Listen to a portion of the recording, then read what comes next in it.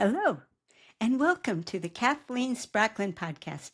I am a woman on a mission to help you get the Zettelkasten of your dreams on your work table beside you. Well, today is the outcome of the experiment that we played with yesterday, a fourth choice for what to do with an orphan card, and that was to simply file it without an address. Put the whole tagline into the index and just leave the address blank. The idea behind that was that, well, then it's there, and if a new card comes along that goes with that card, it won't be an orphan anymore. Well, I forced it a little bit because I knew that I had some cards in the same general subject area that I was bringing over from the minimalist Zettelkasten that I had created to help newcomers get their Zettelkasten off the ground. And I had a clump of cards, a pretty good number of them, that I knew were going to be in my Zettelkasten once I finished indexing them. So I thought that, well, this would be a good opportunity, finish them up. It's a holiday, might as well take some of the holiday to finish up the indexing and see if it works to leave a blank and see if the blank will be filled in later when new cards are added. Well, that didn't happen.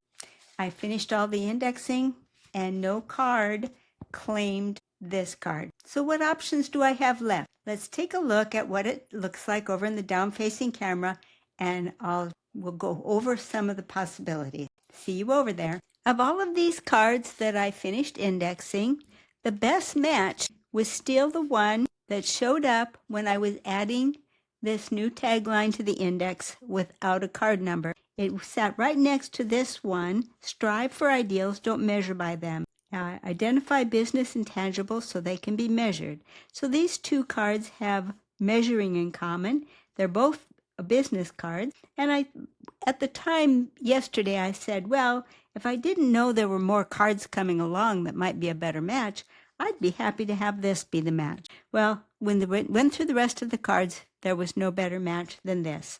So this is still going to be the card that I think I will choose for this new card that I experimented with putting no number in at all. So it's going to be a simple matter to actually give this card its number. Here's card 5A1, strive for ideals, don't measure by them. Measuring against an ideal means you always fail because ideals are unreachable. So ideals make good stars to navigate by, but not good measuring sticks. And it already has two child cards, one talking about how positive emotions spark learning, growth, and high performance, and the other one talks about how you can dispel negative emotions with past success. So these two both definitely make a tight conversation with this one, and our new card is really more of a tangential contributor to the conversation.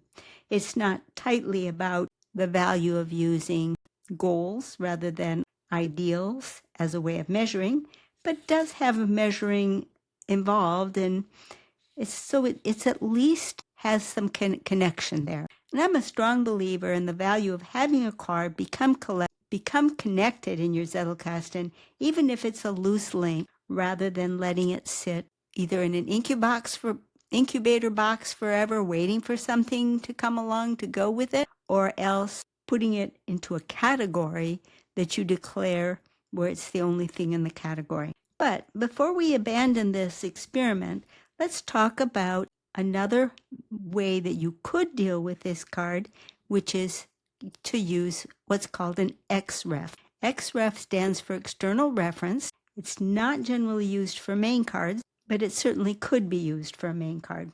So let me explain what that would be. If we were to choose to use an XREF instead of leaving this address blank, what we would put in its place is the bib card number. And very often, when you make an XREF, there isn't even a main card in existence. You're just jumping directly from a bib card to make an entry. Why on earth would you want to do that? The reason that's normally given is that it's something that's of sufficient interest that you suspect you might be wanting to come back to that topic later. It's off subject for you right now, so you don't really want to take the time to go investigate it and make a whole main card for it, but you want to know that you've got something about that topic. And so typically what you would then do would make an entry that would just have the bib card number and then a few keywords. You would have no main card, and so therefore you have no tagline. I've never been particularly interested in XREFs myself, and I think that also is part of why I'm finding it very unsatisfying to leave the address blank. To me, they just really don't contribute much to the conversation, and I'm all about the conversation. But before we leave this subject, what if our new card didn't even have this much of a match? What if there was no business section at all yet in my Zettelkasten? And this was my first business card of the entire Zettelkasten. I could still make this card a part of my Zettelkasten, even if I felt that business cards were going to be coming, simply by declaring a foundation card. Here's my foundation card for my business subject area. I could have simply declared that to use as the parent for this card. Now at least we have a small conversation going. Well, we know that this card was going to grow up to have quite a number of other cards contributing to its conversation. And so basically we'd be asking ourselves, would there really be any problem with having this card as part of that conversation too? And the answer, of course, is no. It's not quite at the general level that these are. It's a little more specific than these other cards, but it would fit okay in that conversation. It wouldn't be totally out of place.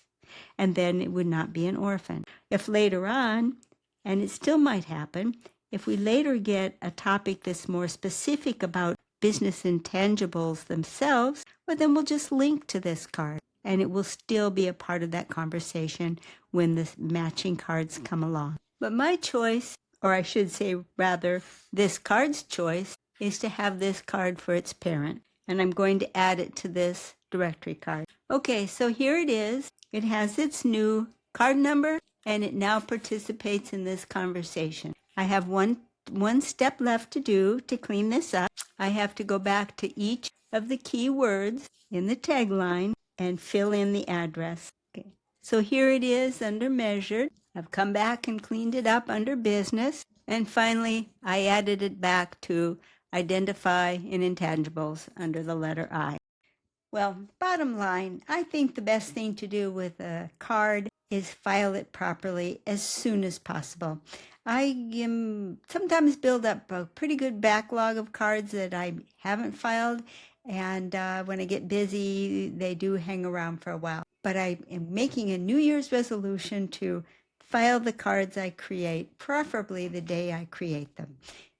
You can't join with the card in a conversation that has not yet been filed. And there's so much energy that comes from looking at the neighboring cards and seeing all the exciting associations that become possible.